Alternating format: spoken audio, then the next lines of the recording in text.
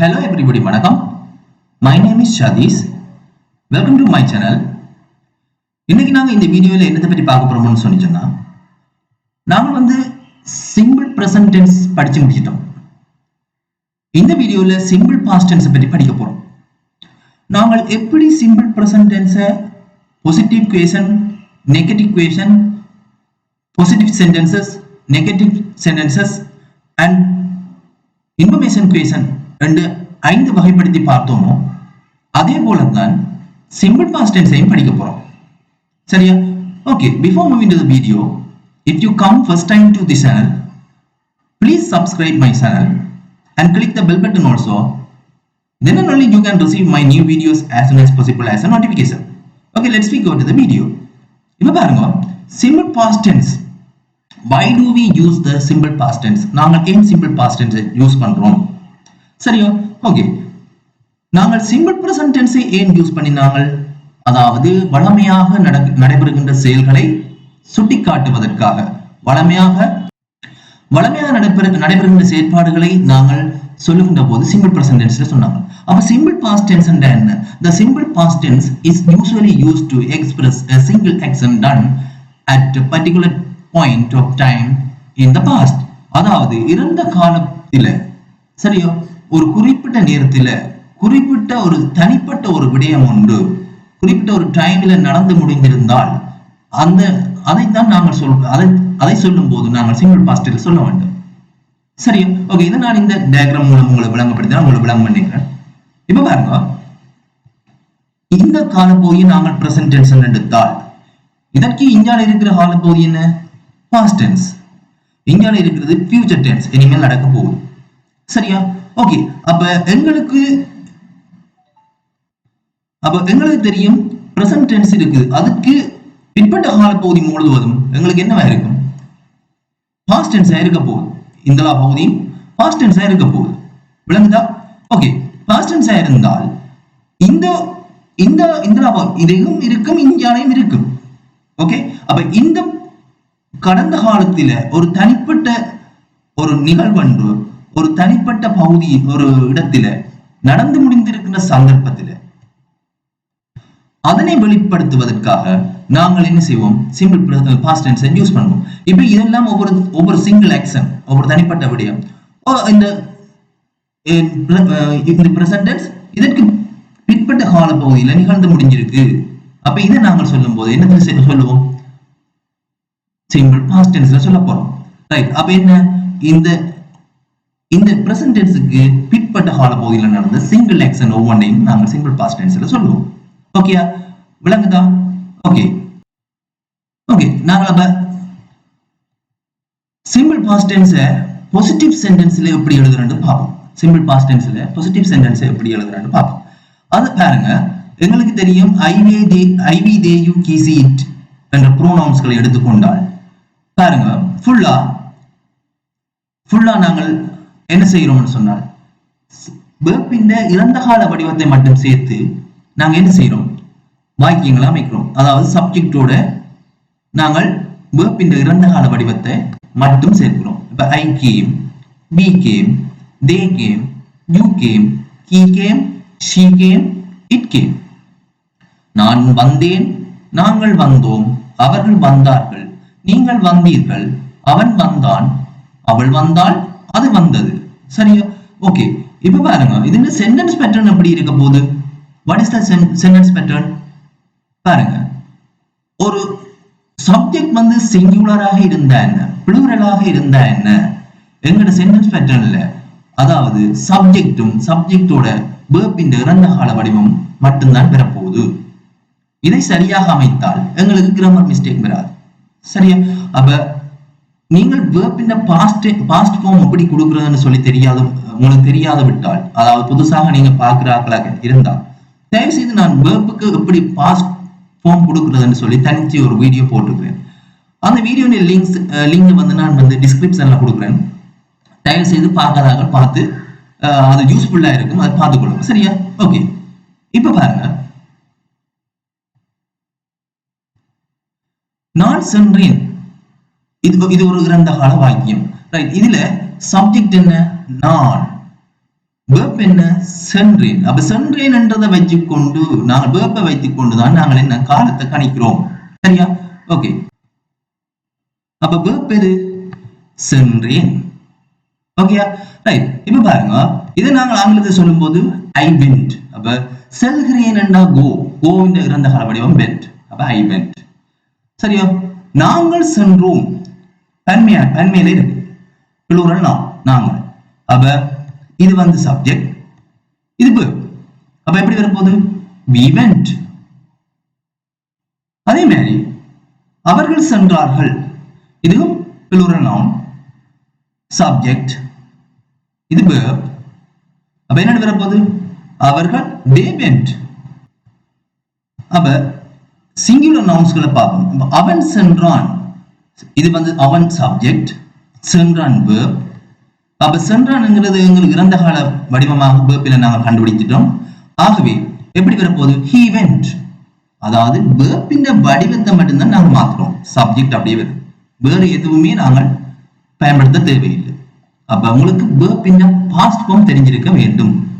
சரியா? ஓகே. அவள் சென்றாள். சரியா? அவள்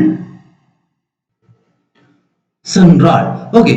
அப்ப சென்றாள் என்றது இங்க verb. அப்ப பாருங்க, அப்ப அதை எப்படி நாங்க டிரான்ஸ்லேட் பண்ணுவோம்? she went.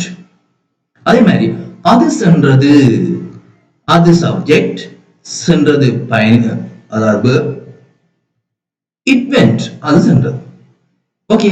அப்ப சிங்குலர் நவுனாக இருந்த சப்ஜெக்ட் வந்து சிங்குலர் நவுனோ பிளூரல் நவுனோ எங்களுக்கு verb இந்த வடிவம் எப்படி இருக்கும்? இறந்த கால வடிவமாக இருந்தால் மட்டும் போதுமானது. சரியா? ஓகே. தயவு செய்து நீங்கள் குறிப்பெடுத்து படித்துக் கொள்ள வேண்டும், அதான் நான் எதிர்பார்க்கிறது. தயவு செய்து ஒரு ஒழுங்கான முறையில நீங்க கிளாஸ்ல படிக்கிற மாதிரி நினைச்சு கொண்டு நான் சொல்ற நோட்ஸ்களை வந்து குறிப்பெடுத்து படிச்சு கொண்டு வாங்க. சரியா? அப்ப உங்களுக்கு ஈஸியா விளங்கிக் கொள்ள முடியும். அதாவது ஆரம்ப மட்டத்தில் இருக்கிற ஸ்டூடெண்ட்ஸ் இருக்காங்க, அவங்க வந்து சரியான முறையில படிச்சு கொண்டு வந்தீங்கன்னா அவங்களுக்கு ஈஸியா விளங்கும். சரியா? ஓகே. இப்ப பாருங்க, நான் ஒரு பெரிய சென்டென்ஸ் ஒன்று போட்டிருக்கேன். இதை நாங்க ஆங்கிலத்துக்கு டிரான்ஸ்லேட் பண்ணி பார்ப்போம். இப்ப நான் எனது கடந்த பிறந்த நாள் அன்று சில புத்தகங்களை நூலகத்துக்கு அன்பளிப்பு செய்தேன். சரியா? ஓகே. இதை நாங்க ஆங்கிலத்தில் டிரான்ஸ்லேட் பண்ணினால் I donated some books to the library on my last birthday. சரியா? ஓகே. இது எப்படி வந்தது என்று சொல்லி நாங்க பகுதி பகுதியா பார்ப்போம். ஒரு வாக்கியம் உங்களுக்கு தேவைப்பட்டால் தமிழ்ல அதை நீங்க டிரான்ஸ்லேட் பண்ணும்போது நீங்க என்ன செய்யணும்னு சொன்னால், முதலாவது என்ன காலத்துல சொல்லப்பட்டிருப்பதை கண்டுபிடிக்க வேண்டும். அப்ப காலத்தை கண்டுபிடிக்க நீங்க எதை வச்சு கண்டுபிடிப்பீங்க? verb. சரியா? verb வச்சு காலத்தை கண்டுபிடிக்கணும். அப்ப பாருங்க, இங்க verb என்ன, சப்ஜெக்ட் என்ன, நான் சப்ஜெக்ட். அப்ப காலத்தை கண்டுபிடிக்கிறதுக்கு நாங்க verb கண்டுபிடிக்கணும். அப்ப இங்க என்ன, நான் அன்பளிப்பு செய்தேன், அதுதான் எங்க பிரதான வாக்கியம். நான் அன்பளிப்பு செய்தேன், மற்றதெல்லாம் அந்த வாக்கியத்தை டிஸ்கிரைப் பண்ணு. சரி, நான் அன்பளிப்பு செய்தேன், சப்ஜெக்டும் verb-ம். அப்ப verb வந்து அன்பளிப்பு செய்தேன் என்ன டென்ஸ்ல இருக்குது? இறந்த கால வடிவத்துல இருக்குது. அப்ப அன்பளிப்பு செய்தேன் என்றது verb. சரியா? ஓகே. இப்ப பாருங்க, எங்களுக்கு என்னத்தை அன்பளிப்பு செய்தேன், நாங்க ஒப்ஜெக்டை கண்டுபிடிக்கணும். அதாவது செய்யப்பட பொருள் புத்தகங்களை. சரி, ஒப்ஜெக்டை கண்டுபிடிச்சிடும். நாங்கள் எங்களுக்கு பிரதான வாக்கியத்தை முதல் அமைக்க வேண்டும். அதான் அப்ப எங்களுக்கு முதலாவது என்ன வரப்போகுது? நான். நான் என்றால் ஐ. அப்ப அன்பளிப்பு செய்தது verb இல்லோ? ரைட். அப்ப அன்பளிப்பு செய்தது இரண்டாவதா வரப்போகுது. அப்ப அன்பளிப்பு செய்தது என்றால் நாங்கள் donated, present tense form donate, அதின் past form அன்பளிப்பு செய்தேன், முடிந்து விட்டது. ஆகவே donated. I donated. Okay, I donated. என்னத்தை நான் அன்பளிப்பு செய்தேன்? புத்தகங்களை. அப்ப மூன்றாவதா புத்தகங்களை வரப்போகுது.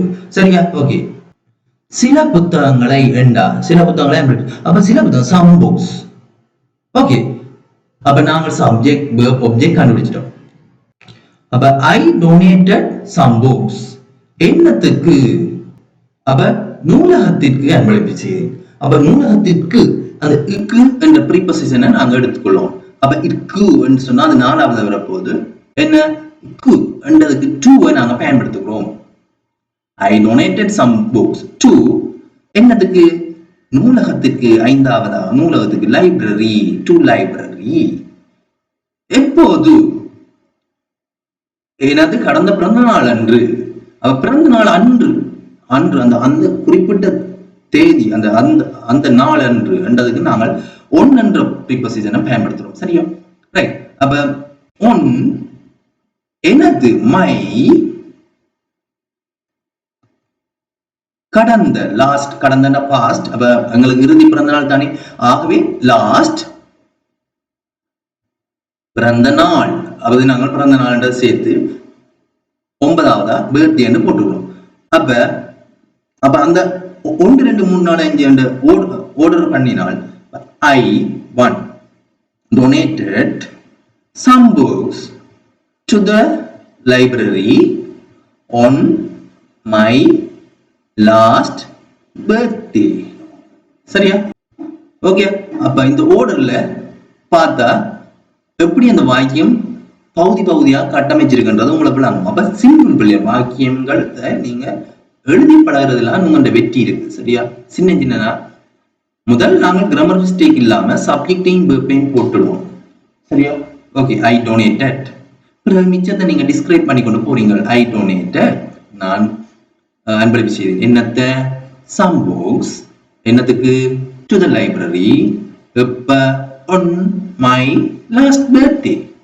அப்ப பிறகு நாங்க டிஸ்கிரைப் பண்றதுக்கு நான் நார்மலாவே போட்டு கொண்டு போறோம். இதுக்கு நீங்க ப்ரீபொசிஷன் தெரிஞ்சிருக்கோம். ப்ரீபொசிஷனை சரியான முறையில பயன்படுத்தினா வாக்கியங்கள் முறிவடையாமல் ஒரு அர்த்தமுள்ள வாக்கியங்களாக போய்கொண்டிருக்கு. கட்டாயம் நீங்க ப்ரீபொசிஷன்களை தெரிஞ்சு கொள்ளுங்க. சரியா? ஓகே. இப்ப நாங்கள் ஒரு 20 எக்ஸாம்பிள் பார்ப்போம். He played football. நடந்து முடிஞ்சதா இருக்கும் பாருங்க. வேர்பின் வடிவத்தை பாருங்க. played. அவன் ஃபுட்பால் விளையாடினான். Ravi went to shop yesterday. அவன் கடைக்கு நேற்று சென்றான். He did his homework yesterday. Okay. She gave a gift yesterday. We cooked meat yesterday. நீங்க தமிழ்ல டிரான்ஸ்லேட் பண்ணி பாருங்க. சரியா? Okay. My parents lived in Melbourne. They went to movie last week. She loved to play tennis. He gave money to his friend. We liked to go temple yesterday.